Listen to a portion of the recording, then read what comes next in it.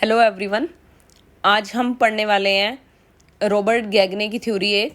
ठीक है, ये हायरार्की ऑफ लर्निंग में सीखने का पदानुक्रम। ठीक है, वैसे हमने काफ़ी सारी मैंने अपलोड कर दी हैं चैनल पे, तो आप सीडीपी इम्पोर्टेंट टॉपिक के नाम से प्लेलिस्ट है, उसमें जाके देख सकते हैं। जो भी नए यूज़र जुड़े हैं वो प्लीज़ सब्सक्राइब कर लें चैनल को, नोटिफिकेशन आने के लिए बेल आइकन को प्रेस कर लें, ताकि जो भी मैं टॉपिक इस पर डालूँ तो आपको वो तुरंत मिलता रहे। ठीक है, लेट मी स्टार्ट। ज़्यादा बात नहीं करेंगे इस बारे में, क्योंकि आपका एग्ज़ाम बहुत पास है। कोई भी कम्पिटिटिव एग्ज़ाम जो भी आप दे रहे हैं, फ़िलहाल तो एस्टेट का एग्ज़ाम आपका पास है, तो आप प्लीज़ इसको स्टार्ट करें। चलो स्टार्ट करते हैं इस लर्निंग को। ठीक है, देखिए जो सीखने का पदानुक्रम है, ये पहले हमें पता होना चाहिए कि थ्योरी किसने दी, तो बाय रॉबर्ट गैगने।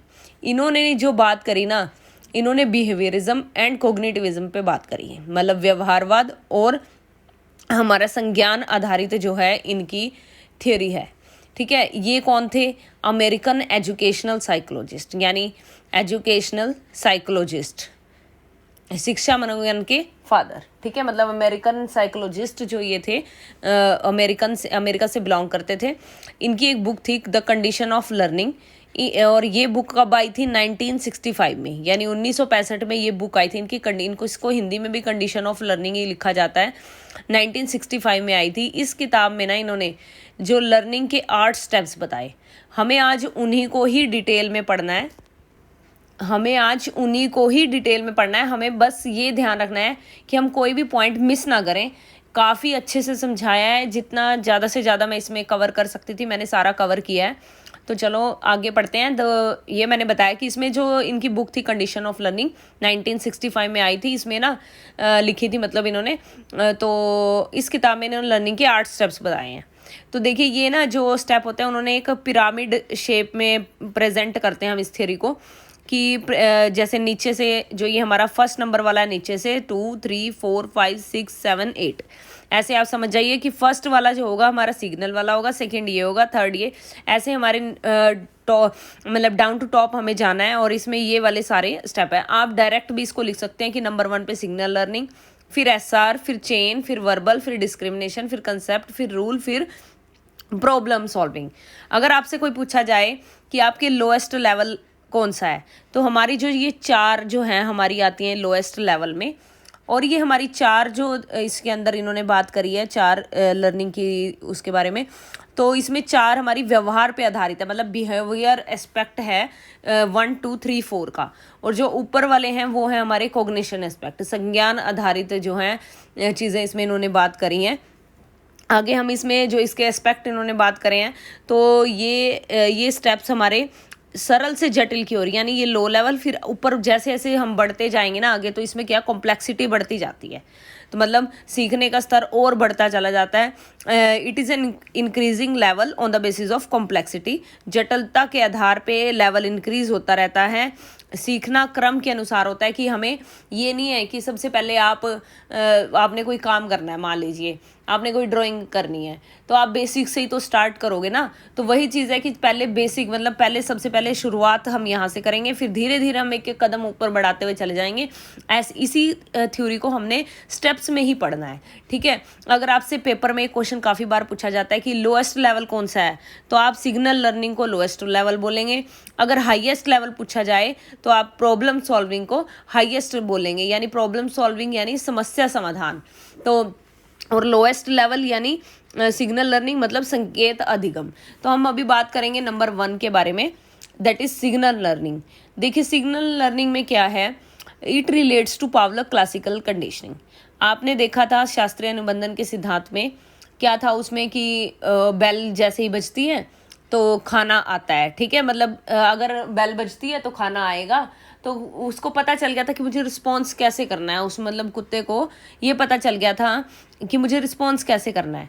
तो we learn to make generalise response to stimulus, मतलब स्टिमुलस के ऊपर हम जनरलाइज रिस्पॉन्स करते हैं। जैसे यानी बस एक चीज़ आप सिग्नल से ना आप ध्यान रखो ये बात, सिग्नल मतलब एक इंस्टेंट रिएक्शन, आपके सामने जो एकदम से इंस्टेंट रिएक्शन होता है ना, वो सिग्नल टाइप कुछ देना। जैसे रेड लाइट लगी है तो आप एकदम से स्टॉप कर जाओगे। और एक और एग्जांपल बताती हूँ, मान लो छोटे बच्चे हैं, ठीक है, उनको हमें अक्षर का ज्ञान करवाना है, मतलब उनको हमें सिखाना है एक संकेत में कि आपको कैसी कैसी हम परिस्थितियों को उत्पन्न करते हैं कि उनको अक्षर का ज्ञान हो जाए। जैसे मान लो मुझे उसे क अक्षर की पहचान करानी है, तो क्या है, मैं उसको कबूतर का चित्र दिखाऊंगी। अब हमें उसको अक्षर की पहचान करानी है, तो हम उसको क्या दिखाएंगे, खरगोश का चित्र। कि ये सांकेतिक भाषा है, आप संकेत दिखा के आप इसमें आगे लर्निंग आपकी कैसे होती है। ठीक है, वही चीज़ इस सिग्नल लर्निंग के अंदर हमने पढ़ी। मतलब फिर से एक बार बताती हूँ कि जैसे क्लासिकल कंडीशनिंग से रिलेट करती है, रेड लाइट आ गई तो आपको स्टॉप होना है, तो ये आपके अंदर एक सिग्नल दिमाग में भी जनरेट हो गया। ठीक है, बेल बजने पे खाना मिल रहा था, मतलब जो वो कुत्ता था कि बेल, उसे ये लग गया था कि बेल बजेगी और खाना आएगा, तो मतलब वो क्या है, इसकी साइन लर्निंग, सिग्नल लर्निंग। ठीक है, तो वो एक कंसेप्ट इसके अंदर है। सेकंड वाला जो स्टेप दिया इन्होंने, स्टिमुलस रिस्पॉन्स लर्निंग, मतलब ये जैसे हमारा सिग्नल लर्निंग था वो शास्त्रीय अनुबंधन सिद्धांत पावलोव की क्लासिकल कंडीशनिंग से एम्फेसाइज्ड हुआ था, तो ऐसे ही ये वाला एसआर रिस्पॉन्स लर्निंग हमारी किससे हुई है, एम्फेसाइज्ड बाय थॉर्नडाइक। कई जगह आपको ना यहाँ पे ऑपरेंट कंडीशनिंग भी लिखा मिलेगा, लेकिन ऑपरेंट कंडीशनिंग के बारे में जैसे थॉर्नडाइक और स्किनर ने बात करी है ना, तो वो चीज़ भी आपको मेंशन करने को मिल सकती है, तो आप उसको गलत मत समझना क्योंकि वो इसमें आ सकता है। ठीक है, तो the individual makes responses to specific stimuli, the correct response is rewarded. मतलब कि अगर कोई अच्छा काम करता है, जैसे थॉर्नडाइक के केस में उसमें अच्छा काम करने पे जो वो रिस्पॉन्स करने पे रिवॉर्ड किया जाता है। जैसे मान लो मैं एग्जांपल के थ्रू ही इसको बताती हूँ कि अगर सही अनुक्रिया सीखने से हमारे जो पिछले वाला रिस्पॉन्स है उसको पुनर्बलन मिलता है। मतलब अगर हम सही ढंग से कोई काम सीख रहे हैं ना और हम आगे जाके उस काम को दोहराते हैं, फिर आगे कोई और काम करते हैं, तो अगर हमने सही ढंग से सीखा हुआ उसी से रिलेटेड, तो हमें क्या है, एक खुद रीइंफोर्समेंट मिलेगा आगे बढ़ने के लिए। तो वही चीज़ है स्टिमुलस रिस्पॉन्स लर्निंग। आगे हमारी चेन लर्निंग। चेन लर्निंग में क्या है, आप प्रीवियसली लर्न स्टिमुलस रिस्पॉन्स, यानी दो या दो से अधिक बॉन्ड हो। कैसे मतलब मैं बताती हूँ, जैसे मान लो हाथ में चाबी, तालों को देखना, ऊपर की सीध में चाबी का निरीक्षण करना। जो बच्चा होता है वो, मतलब कोई भी बड़ा है, और उसके ताले में जब तक वो चाबी पूरी तरह से अंदर ना चली जाए ना, तब तक उसको निरीक्षण करना। तो व्यक्ति क्या है, इससे क्या पता चलता है कि जब तक व्यक्ति पूरी तरह से पूर्ण रूप से सीख नहीं जाता ना, तब तक वो पूर्ण नहीं होता। यानी चेन में क्या है, सारी चीज़ों को कनेक्ट करके उसने ये पता लगा लिया कि ताले में चाबी ऊपर करके या ऐसे करके घुमा के हमारा ताला जो है खुल जाएगा, या फिर जैसे डोर खुला पड़ा उसको धक्के से खोल देना, तो वो क्या है, चेन लर्निंग। ठीक है, आई बात समझ। यानी हमने 3 पढ़ी, signal learning, stimulus response learning, chain learning. Signal में मैंने बताया कि मान लीजिए आपके सिग्नल कोई भी है, सिग्नल जनरेट होता है एकदम से, तो हमारा जैसे रेड लाइट है, हमें पता है स्टॉप होना है, तो वही चीज़ है स्टिमुलस रिस्पॉन्स में, एम्फसाइज्ड बाय थॉर्नडाइक। अगर आपसे डायरेक्ट पूछा जाए स्टिमुलस रिस्पॉन्स में हम किसकी बात करते हैं लर्निंग में, तो हम थॉर्नडाइक से इसको जो कनेक्ट करते हैं। यहाँ स्पेसिफिक स्टिमुली होती है, the correct response is rewarded. Chain learning में क्या है, यदि 2 से अधिक बॉन्ड हो, 2 या 2 से अधिक बॉन्ड हो। मैंने बताया कि जैसे मान लो हाथ में किसी की चाबी है, उसको तालों को देखता है, ऊपर की सीध में उसको चाबी का निरीक्षण करता है, उस ताले में फिर डालता है, जब तक कि वो पूरी तरह से अंदर नहीं पहुंच जाती ना, तब तक उस ताले को खोलने की कोशिश करता है। ठीक है, तो वही चीज़ है कि जब तक व्यक्ति पूर्ण रूप से सीख नहीं जाता, तब तक जो है वो पूर्ण नहीं हो सकता। वही चीज़ हमने चेन लर्निंग में पढ़ी। नेक्स्ट हमारा वर्बल एसोसिएशन। वर्बल एसोसिएशन में क्या है, चेन्स दैट आर वर्बल। देखिए हम ना इसमें ना जो हम ये पढ़ रहे हैं ना स्टेप्स, इसमें हम ना एक एक करके पिछले वाले से ही कनेक्ट करते जा रहे हैं। अगर आप ध्यान से देखेंगे, जैसे वर्बल एसोसिएशन है, मैंने बोला चेन्स दैट आर वर्बल। इसमें आप पीछे वाले कोई जैसे चीज़ों को देख के पहचान जाना। मान लीजिए एक बच्चा है, ठीक है, एक बच्चा वो क्या करता है, बॉल को देखता है। अब जब उसको ये शब्दों में अपने कैसे बताएगा, वो अभी उसके हाथ में बॉल है, अभी वो उसको एक्सप्लेन नहीं कर पा रहा, उसे ये पता है कि ये बॉल है, पर वो एक्सप्लेन नहीं कर पा रहा है किस कलर के। अगर वो बता देता है कि रेड बॉल है, ब्लू बॉल है, या किसी भी कलर की बॉल है, तो वो क्या है, मतलब किसी भी तरह की गेंद है, तो वो क्या है, वर्बल। अब उसे अपने शब्दों में बताना आ गया, इसे इसलिए हम बोलते हैं शाब्दिक साहचर्य। आपको ज़्यादातर बुक्स में हर जगह आपको यही वाला एग्जाम्पल लिखा मिलेगा, गेंद वाला। फिर भी मैं आपको एक और अपनी तरफ से बताती हूँ। इसमें ना वर्बल और नॉन वर्बल 2 टाइप की होती हैं। ठीक है, आप वर्बल में आपको बताती हूँ। वर्बल में क्या होता है ना, जैसे मतलब जो वर्बल में क्या होएगा, जैसे बच्चा है मान लो, ठीक है, अब वो टीचर से पढ़ रहा है। अब टीचर ना उसको डिफरेंट डिफरेंट टाइप्स ऑफ ना अपना पार्ट पढ़ाने के लिए different different types of categories बताएगा। तो वो शब्दों से बताएगा कि विषय वस्तु का अपना पूरा क्लियरली बताता है, तो वो हमारा आ जाएगा वर्बल में। और नॉन वर्बल में जैसे मान लो अपना जैसे बच्चे के वो अल्ट्रासाउंड होता है बेबी के टाइम पे लेडीज़ का, तो वो उसकी जब स्कैन वगैरह कराते हैं तो different different type of images click होके आती है, तो वो नॉन वर्बल में आ जाता है। ठीक है, आगे डिस्क्रिमिनेशन लर्निंग, जब बच्चे को दो चीज़ों में अंतर करना आ जाता है, उसे ये पता चल जाता है कि कोई चीज़ क्या है, मतलब वो ये बता देगा। मल्टीपल डिस्क्रिमिनेशन लर्निंग इसमें किसे बोलते हैं कि जब उसे दो चीज़ों के बीच में किसी भी चीज़ का कोई भेद करना आ गया, उसे ये पता चल गया मान लो प्रसाद और प्रासाद एक अलग अलग वर्ड है, तो उसे बोलते हैं मल्टीपल डिस्क्रिमिनेशन लर्निंग। नेक्स्ट है हमारी कंसेप्ट लर्निंग। कंसेप्ट लर्निंग क्या है, पूर्व की कोई नॉलेज है, ठीक है, पूर्व की कोई ज्ञान है, उसमें उसको यूज करके हम नया ज्ञान जोड़ते हैं। जैसे मान लीजिए बियर, लायन, जैकल, टाइगर, अभी हमें ये पता है, लेकिन जब हमें ये पता चल गया ना ये सब जंगली एनिमल्स है, मतलब वाइल्ड एनिमल्स हैं, तो ये क्या है, कंसेप्ट लर्निंग है कि अब हमारे दिमाग में कंसेप्ट आ गया। तो इसकी जो गैने ने बात करी है ना, वो क्या है, इन्होंने यही बात करी है कि जो हमारी लर्निंग है ना वो स्टेप्स में होती है।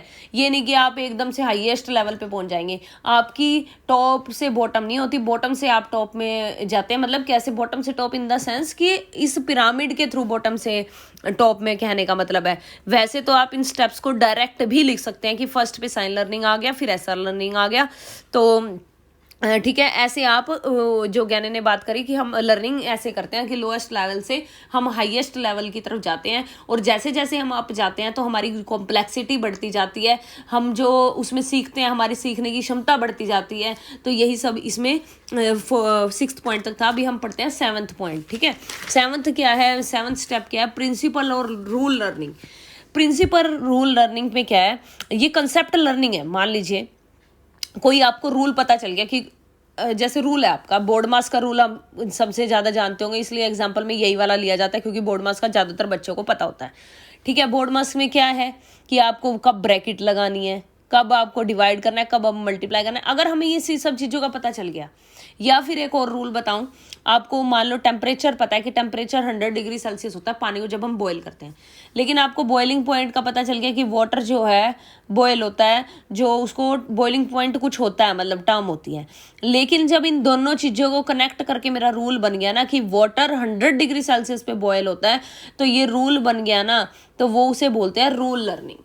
ठीक है, मतलब रूल के हिसाब से पढ़ना कि कब रूल में जब पता चल जाए कि क्या कब इस्तेमाल हो रहा है। तो ज्ञान ने इसी के ऊपर बात की कि रूल के अकॉर्डिंग हम इजिली चीज़ों को समझ जाते हैं। नेक्स्ट है हमारा प्रॉब्लम सॉल्विंग, दैट इज समस्या समाधान। This is the highest level of the Gagne's theory. उसके स्टेप्स का सबसे हाईएस्ट लेवल है। इसमें क्या है, मान लीजिए आपने इतना कुछ अभी सीख लिया, यहाँ पे सारा कुछ आ गया आपके अंदर, यहाँ पे सिग्नल पता चल गया, stimulus response, chain learning, verbal association. अब इन सब को यूज करके जब हम नई प्रॉब्लम को सॉल्व करने में इन स्टेप्स का हम यूज करेंगे ना, तो वो हमारी प्रॉब्लम सॉल्विंग के अंदर आएगी कि अब हमारी जो यहाँ पे पूरी तरह से लर्निंग हो चुकी है। और हम यहाँ पे ना ज़्यादातर मैं बताऊँ क्रिएटिव, जैसे क्रिएटिविटी आ जाती है, क्रिएटिविटी वाली चीज़ें, क्योंकि हम काफ़ी ब्रॉड उस पर सोचते हैं, तो वही सब यहाँ तक ये हमने स्टेप्स पढ़े। अभी मैं एक बार फिर से एक्सप्लेन कर रही हूँ मैंने क्या क्या इसमें बताया कि हमने सीखने का पदानुक्रम बाय रॉबर्ट गैने, अमेरिकन साइकोलॉजिस्ट है, मतलब अमेरिकन एजुकेशनल साइकोलॉजिस्ट है, बिहेवियरिज्म एंड कॉग्निटिज्म दोनों पर बात की है। ठीक है, बुक थी कंडीशन ऑफ लर्निंग, 1965 में आई थी। इस किताब में क्या है कि 8 स्टेप्स बताए गए हैं लर्निंग के, मतलब अधिगम के 8 स्टेप्स बताए हैं जिन्हें हमें लाइन वाइज पढ़ा। सिग्नल लर्निंग जब संकेत में देते हैं, मतलब जब जैसे मतलब रेड लाइट है तो आपको स्टॉप होना है, तो संकेत से आप समझ रहे हैं कि आपको क्या करना है, क्लासिक मतलब। और पावलोव की कंडीशनिंग की हम यहाँ पे बात करते हैं। एसआर लर्निंग उद्दीपक अनुक्रिया, यानी एसआर स्टिमुलस रिस्पॉन्स, कि कब स्टिमुली जो स्पेसिफिक स्टिमुली पे क्या रिस्पॉन्स करना है और फिर रिवार्ड मिलता है, यही है इसमें। जैसे मैंने आपको एग्जाम बोला कि सही अनुक्रिया सीखने से नवीन व्यवहार सीखने में पुनर्बलन मिलता है, मतलब रेनफोर्स मिलता है अगर हम सही तरीके से सीखेंगे कोई चीज़। चेन लर्निंग में श्रृंखला अधिगम, मैंने वही चीज़, आप ताले वाला एग्जांपल याद रखना कि जब हम दो या दो से अधिक बॉन्ड उनको कनेक्ट करके रखते हैं तो हमारी लर्निंग जो है आसान हो जाती है। कि जैसे मैंने वो चाबी वाला एग्जांपल बताया कि जैसे हाथ में चाबी, ताले को देखा, फिर ऊपर नीचे करा उसको, फिर देखा कि जब तक पूरी तरह से अंदर चली नहीं गई ना तब तक वो उसको चाबी में डालता रहा। ऐसे व्यक्ति क्या है, जब तक पूर्ण रूप से सीख नहीं जाता, जब तक उसकी लर्निंग पूरी नहीं हो जाती। ठीक है, लर्निंग तब पूरी होती है जब वह पूर्ण रूप से सीख नहीं जाता। वर्बल एसोसिएशन क्या, शाब्दिक संचार है। मैंने वर्बल और नॉन वर्बल दोनों बताए। वर्बल में मैंने ये बताया कि जब बच्चा क्या है, बॉल को देख के ये बता दे कि रेड ब्लू बता पा रहा है कि, और अध्यापक जो है विषय वस्तु को एक क्रम में प्रस्तुत करता है। मान लो मैंने टीचर क्या कहता है, पहले आपको A to Z पढ़नी है या आपको फिर छोटी ABC पढ़नी है। आप छोटे बच्चों का वो देखना पाठ्यक्रम, मतलब जो उनका सिलेबस होता है, उनको क्या पढ़ना होता है, पहले वो ना उनको एक मतलब सीरीज में पढ़ाते हैं, क्रम में पढ़ाते हैं। पहले आपको वो बड़े लेटर वाली अल्फाबेट्स करवाएंगे, फिर छोटे लेटर वाली कराएंगे। तो वही चीज़ है कि अध्यापक विषय वस्तु को एक क्रम में प्रस्तुत करता है, वर्बल एसोसिएशन में आ जाएगा। मल्टीपल डिस्क्रिमिनेशन लर्निंग, विभेदात्मक, जब बच्चे को ये पता चल गया कि दो चीज़ों के बीच में क्या अंतर होता है। जैसे मैंने एक एग्जाम्पल लिया कि जब उसे पता चल गया प्रसाद और प्रासाद में क्या अंतर है, तो वो क्या है, वहाँ पे डिस्क्रिमिनेशन लर्निंग आ जाती है कि वो लर्निंग किस कंसेप्ट से कर रहा है। कंसेप्ट ऑफ लर्निंग, इसमें कुछ नहीं है, ये आप पिछली ज्ञान से अगर आपको कोई नॉलेज है और नए नॉलेज में उसका इस्तेमाल करें, this is concept of learning. Next है रूल लर्निंग या सिद्धांत अधिगम। इसमें रूल्स का बताया, जैसे बॉइलिंग पॉइंट और टेम्परेचर, मतलब वाटर जो है 100 डिग्री सेल्सियस पे, तो वहाँ से रूल जनरेट हो गया। तो बस वही इसमें आ जाता है रूल लर्निंग में। प्रॉब्लम सॉल्विंग, हाईएस्ट लेवल, समस्या समाधान जिसे बोलते हैं। और इसमें मैंने क्या बताया कि नई प्रॉब्लम को सॉल्व करने में जो है मदद मिलती है। ठीक है, तो आपको अगर और कोई आपका टॉपिक रहता है तो प्लीज़ मुझे कमेंट में ज़रूर बताइएगा। एंड मुझे आई होप कि आप सबको समझ आया होगा। अगर नहीं भी फिर भी आपको समझ आया तो आप प्लीज़ इसको एक बार दोबारा देखिए और मुझे कमेंट में रिव्यूज़ ज़रूर दिया करो, ताकि मुझे पता चल जाए कि आपको कितना समझ में आ रहा है। Thank you so much.